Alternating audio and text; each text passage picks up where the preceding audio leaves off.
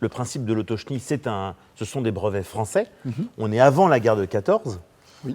Et ça va s'exporter loin, puisque Hervé, on va jusque chez le Tsar. Donc là, on a sorti des exemplaires assez rigolos quand là, même. on a une 208, les gars, c'est pas rien. Mais elle n'a pas le look des 208 Ah ouais, c'est une habituels. 208. Alors Ben, C'est une 208, mais ça ressemble à une voiture qu'on a vue hier au musée. Donc ça ressemble à une 201 quand même. Voilà. Donc ça Mais s'appelle c'est une une- 208 avant l'heure. Ouais, Voilà. d'accord. Pourquoi 208, Hervé? C'est le nom du projet. D'accord. À l'époque, il faut voir que c'est une voiture qui est bien particulière. C'est une 201 agricole. Alors, D'accord. c'est une voiture à chenillette. Il ne faut pas oublier que le principe des voitures à chenillette, c'est français. Voilà. Et qu'à l'époque, il y a 2 grandes maisons qui font des voitures à chenillette. Cocorico.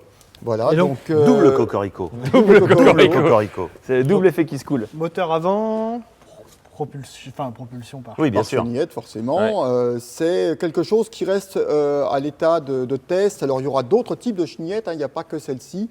Il y a aussi des véhicules avec une seule chenille, sans forcément des roues avant. D'accord. C'est des choses qu'on va tester.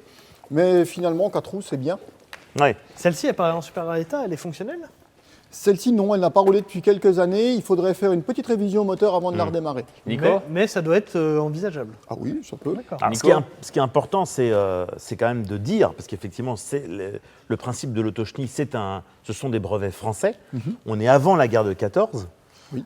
Et ça va s'exporter loin, puisque Hervé, on va jusque chez le Tsar à l'époque. Oui, alors pas avec les chenillettes Peugeot. Pas avec hein, celle-ci, avec son rival. Voilà, mais Et chez c'était le Tsar, qui son rival?